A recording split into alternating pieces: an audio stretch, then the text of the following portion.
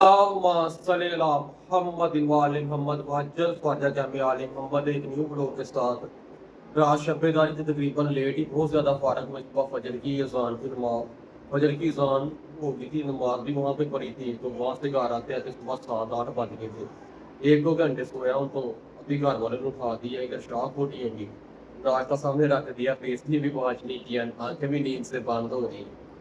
تو ویسے پوری وغیرہ جسے کہتے ہیں وہ کی ہے، تو ابھی میں ناشتہ کرنے لگا ہوں، ابھی لوگ اسٹارٹ کر گئے جو بھی آج کے معاملات وغیرہ ہیں، گھر واپس بھی جانا ہے، یہاں پہ بھی 1-2 کام ہے، وہاں پہ بھی کام ہے، پھر سارے آپ کو اچھی لوگ میں دکھاتے ہیں جی یہ ناشتہ سامنے آ گیا، یہ پراٹھا، یہ سالن ہو گیا، یہ آملیٹ ہو گیا، یہ ناشتہ آ گیا، ناشتہ کرتے ہیں، پھر فردر لوگ کو کنٹینیو کرتے ہیں، سارے معاملات آپ کو دکھاتے ہیں آج کے کیا اس بات کا ہے۔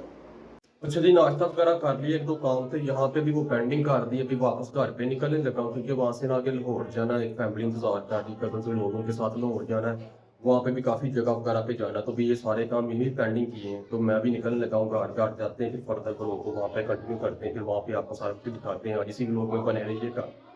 اللہم صلی علی محمد وعلی محمد وعجل فرجہ آل محمد۔ اچھا، وہ لوگ کو تھوڑا سا کنٹینیو کرتے ہیں، میں نے بتایا تھا شاہ کوٹ سے ناشتہ کیا ہے، تو اس کے بعد 1-2 کام تھے وہ وہیں پہ پینڈنگ کیے، ایک بندے کو ملنا تھا وہ بھی چھوڑا، ادھر گھر واپس آ گیا کیونکہ میں نے آپ کو بتایا تھا کزن لوگ سارے انتظار کر رہے تھے لاہور جانا، تو بھی یہاں پہ گھر پہ پہنچا ہوں، پانی شانی پیتے ہیں، گاڑی وغیرہ میں نے نکال کے باہر کھڑی کر دی ہے، تو اس کے بعد پھر لاہور جانا ہے، وہاں پہ دربار کافی جگہ پہ جانا، پھر سارا ان شاء اللہ تعالیٰ جہاں جہاں پہ گئے سارے لوگ کو ان شاء اللہ تعالیٰ شام کو اکٹھا کریں گے، اکٹھا کر کے آپ کو دکھائیں گے، تو بنے رہی کا بلاگ میں بلاگ کو دیکھنا ان شاء اللہ تعالیٰ، آج کا بلاگ بڑا اچھا ہوگا، انٹرسٹنگ ہوگا، مزے کا ہوگا۔ درود پاک پڑھا اور اپنے سفر کا آغاز شروع کیا، اب ہم لاہور کی طرف جا رہے ہیں۔ میری ایک عادت ہے کہ میں ڈرائیونگ کرتے ہوئے زیادہ سے زیادہ درود پاک پڑھتا ہوں، باتیں وغیرہ تو ساتھ ساتھ ہوتی رہتی ہیں، لیکن درود پاک پڑھنے سے یہ بھی ہوتا ہے کہ آپ کا سفر بھی عبادت میں گزرتا ہے۔ لاہور میں کافی جگہ کا پلان تھا، لیکن گھر سے نکلتے نکلتے کافی لیٹ ہو چکے تھے، اور اب دیکھو ہم کہاں پہ جاتے ہیں۔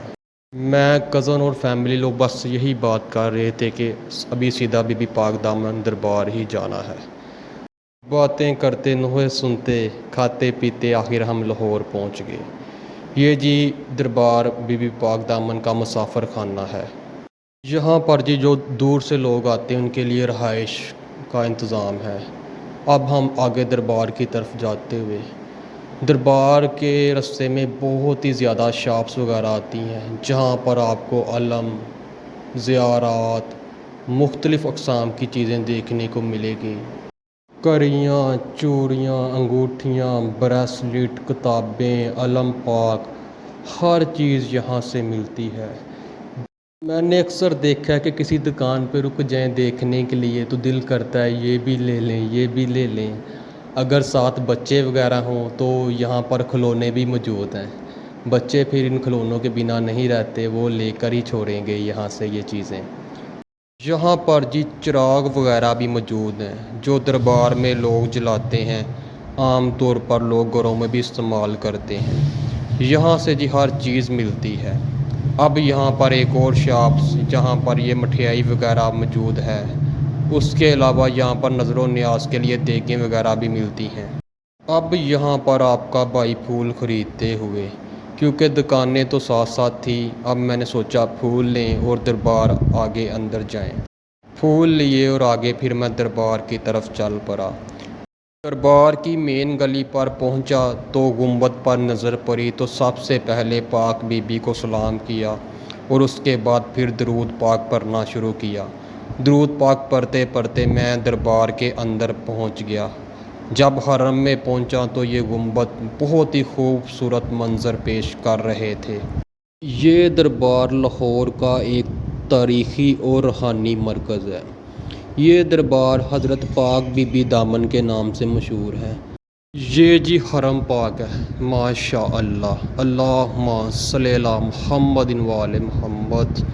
اگر میں ان کے اصل نام کی بات کروں تو ان کا نام حضرت رقیہ سلام اللہ علیہا ہے، جو مولا علی علیہ الصلوۃ والسلام کی بیٹی، مولا عباس علیہ الصلوۃ والسلام کی بہن ہیں، اور حضرت مسلم بن عقیل علیہ السلام کی زوجہ ہیں۔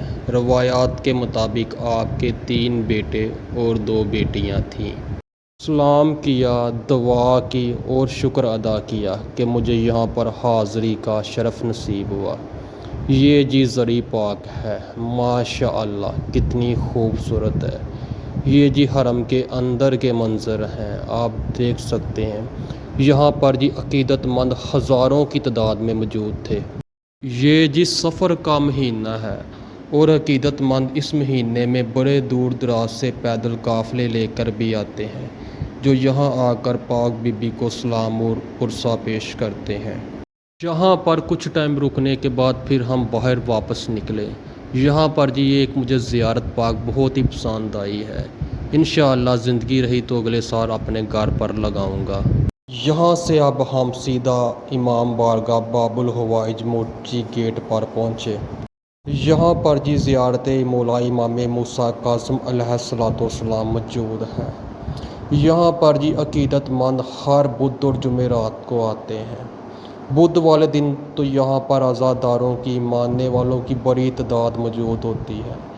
میں نے کسی سے سنا تھا کہ اگر کسی کی کوئی منت ہوتی ہے تو وہ یہاں پر لگاتار 3 یا 7 بدھ آتا ہے تو اس کی منت پوری ہو جاتی ہے، اس کی دعا پوری ہو جاتی ہے۔ یا سیدی، یا مولائی، یا موسیٰ ابن جعفر، یا باب الحوائج ادرکنی ادرکنی ادرکنی۔ یہاں پر جی یہ وہ زیارت ہے، آپ کا بھائی زیارت کو سلام کرتے ہوئے اور دعا کرتے ہوئے مولا مجھ پر، میری فیملی پر، میرے دوست احباب پر اور میرے ویور پر بھی سب پہ اپنا رحم و کرم فرمائے۔ یہاں سے جی میں محلہ شیعہ حسینیہ ہال پر پہنچا۔ شام ہونے کو تھی اور اذان کا ٹائم بھی تھا۔ میں اندر امام بارگاہ حسینیہ ہال پہنچا، یہاں پر بیٹھا۔ یہاں پر جی مرکزی زیارت مولا امام حسن علیہ السلام موجود ہے۔ یہ ہے جی وہ تابوت مولا امام حسن علیہ السلام جو ہر سال 28 صفر کو یہاں پر برآمد ہوتا ہے۔ ماشاء اللہ بہت ہی خوبصورت زیارت تھی، میرے پاس الفاظ نہیں ہیں۔ یہ جی بڑی مقبولیت والی زیارت ہے، یہاں پر لوگوں کی بڑی دعائیں قبول ہوتی ہیں، بڑی منتیں قبول ہوتی ہیں۔ شکر ہے مجھے بھی سلام کرنا نصیب ہوا۔ یہاں پر ہی مجھے رات کافی ہو چکی تھی اور پھر میں واپس گھر کی طرف روانہ ہو گیا اور یہیں پہ میں اپنے ولوگ کو بھی اینڈ کرتا ہوں۔ ملتے ہیں نیکسٹ ولوگ میں۔